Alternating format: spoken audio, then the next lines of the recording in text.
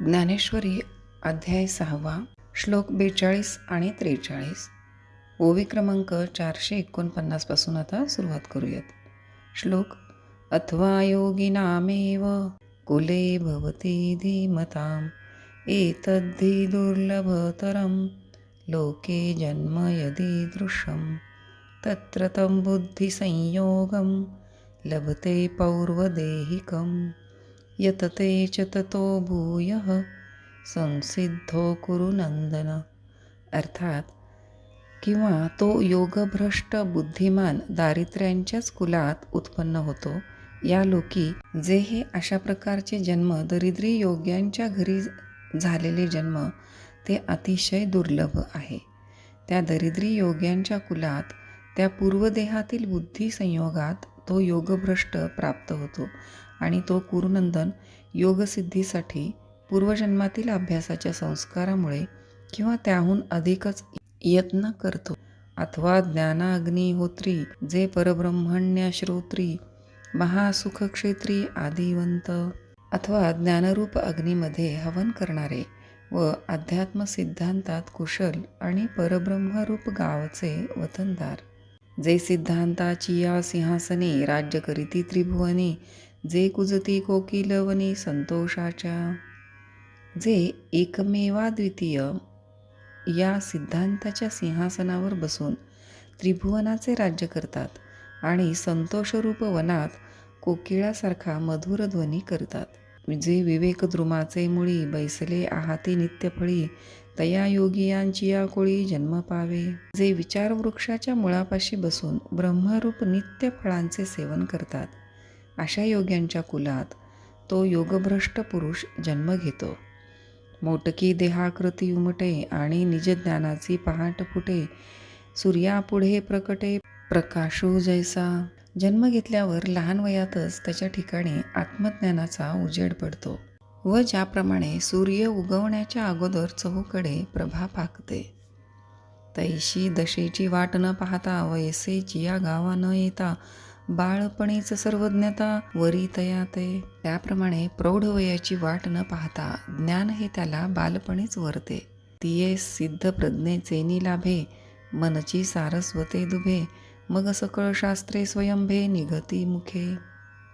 पूर्वजन्मी सिद्ध झालेल्या बुद्धीच्या योगाने सर्व विद्या त्याला मिळतात व त्याच्या मुखातून सर्व शास्त्रे स्वयमेव निघू लागतात. ऐसे जे जन्म जया लागी देव सकाम स्वर्गी ठेले जप होम करीती सदा. असे जे उत्तम कुळी जन्म जे प्राप्त होण्याकरिता स्वर्गवासी देव देखील मनात हेतू धरून नेहमी जप होम करीत असतात. अमरी भाट होई जे मग मृत्यू लोकाते वाणी जे ऐसे जन्म पार्था गाजे ते तो पावे. पार्था, देवांनी स्तुतिपाठ होऊन मृत्यू लोकांचे वर्णन करावे असे जे उत्तम कुली जन्म ते तो योगभ्रष्ट पुरुष पावतो. श्लोक 44. पूर्वाभ्यासेन तेनैव ह्रियते ह्यवशोऽपि सः जिज्ञासुरपि योगस्य शब्दब्रह्माति वर्तते. अर्थात कारण त्याच पूर्वजन्मी केलेल्या अभ्यासाने तो अवश असलेलाही योगभ्रष्ट हरण केला जातो. योगाचे स्वरूप जाणण्याची इच्छा करणाराही शब्दब्रह्माचे वेदोक्त कर्मानुष्ठान फलाचे उल्लंघन करून जातो. आणि मागील जे सद्बुद्धी जेत जीवित्वा जाहली होती अवधी मग त्याची पुढती निरवधी नवील आहे.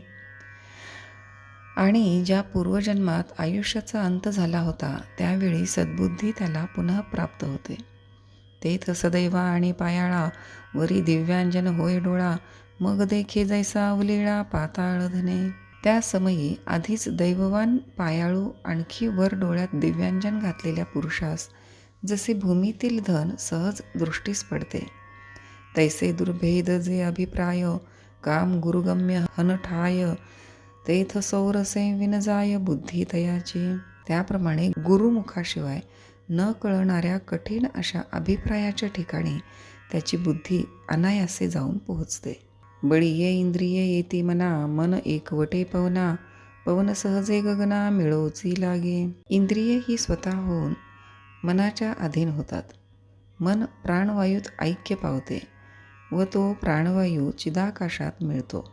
ऐसे नेणो काय अपैसे तया तेची किजे अभ्यासे समाधी घरपुसे मानसाचे.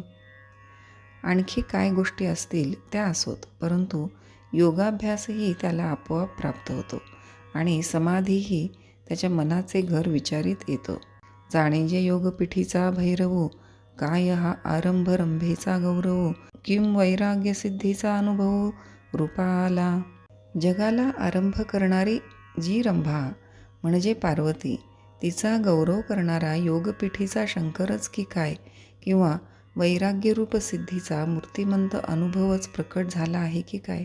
हा संसारू उमा आणि ते माप, काम अष्टांग सामग्रीचे द्वीप, जैसे परिमळेची धरीजे रूप चंदनाचे.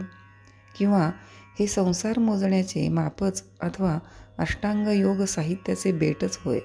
सुगंधानेच ज्याप्रमाणे चंदनाचे रूप धारण करावे, तैसा संतोषाचा काय घडिला, किम सिद्धी भांडारी होनी काढिला, दिसे तेणे माने रूढला साधक दशे. त्याचप्रमाणे साधक दशेच्या योगाने हा इतका योग धैर्ययुक्त झालेला असतो की संतोषाचा पुतळा केल्यासारखा किंवा सिद्धीच्या भांडारातून काढल्यासारखा दिसतो. श्लोक 45. प्रयत्नाद्यत्मानस्तु योगी संशुद्धी किल्बिषः, अनेक जन्म संसिद्धस्ततो याती पराम गतीम. अर्थात आणि अधिक यत्न करणारा विद्वान, ज्याचे पाप संशुद्ध अत्यंत शुद्ध झाले आहे असा होऊन अनेक जन्मातील थोड्या थोड्या अभ्यासाने संसिद्ध होतो.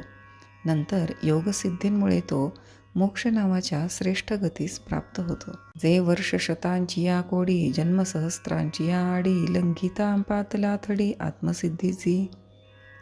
कारण कोट्यवधी वर्षांनी हजारो जन्माचा प्रतिबंध दूर करून तो आत्मसिद्धीच्या किनाऱ्यावर येऊन पोहोचलेला असतो. म्हणून साधन जात आगवे, अनुसरे तया स्वभावे, मग आयतीये बैसे राणीवे विवेकाचीये. म्हणून सर्व साधने त्याला येऊन स्वभावतःच प्राप्त होतात आणि मग सहजच तो विचाराच्या गादीवर बसतो. पाठी विचारी तया वेगा, तो विवेकुही ठाके मागा, मग अविचारणीय ते अंगा घडोनी जाय. नंतर विचार करण्यामध्ये प्रबल असा विवेकही मागे राहतो आणि अविचारणीय असे जे ब्रह्म ते तो स्वतःच होतो. तेथ मनाचे मेहुडे विरे, पवनाचे पवनपण सरे, आपण पा आपण मुरे आकाशही. त्या ठिकाणी मनाचे ढग नाहीसे होतात, प्राणवायूचे हालणे बंद होते व आकाशही आपल्या ठिकाणी लीन होते. प्रणवाचा माथा बुडे, एतुलेनी अनिर्वाच्य सुख जोडे, म्हणून आधीचे बोलू बहुडे तया लागे. ओंकाराच्या अर्धबिंदूत प्रणव नाहीसा होतो, अशा रीतीने त्याला अवर्णनीय सुख प्राप्त होते, म्हणून त्याविषयी बोलणेच बंद होते. ऐसी ब्रह्मेची स्थिती, जे सकळा गतीची गती, तया अमूर्ताची मूर्ती होऊनी ठाके. मग सगळ्या गतींना गती देणारी जी ब्रह्मस्थिती, त्या निराकार स्थितींचे स्वरूपच तो बनून राहतो. तेणे बहुती जन्मी मागिली, विक्षेपांची पाणी वळे झाडिली, म्हणून उपजत केव बुडाली लग्न घटिका. त्याने मागल्या अनेक जन्मात प्रतिबंध हाच कोणी पाण्यावरील मळ झाडून टाकलेला असतो, म्हणून त्याची लग्न घटका त्याचा जन्म होताच बुडते. आणि तद्रूपतेसी लग्न लागुनी ठेले अभिन्न, जैसे लोपले अभ्र गगन होऊनी ठाके.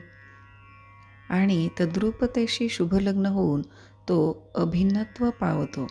मेघ नाही तसे झाले म्हणजे ज्याप्रमाणे आकाशरूपच होऊन राहतात, तैसे विश्व जेथ होये, मागवते जेथ लयाल जाये, ते विद्यमानेची देहे जाहला तुगा.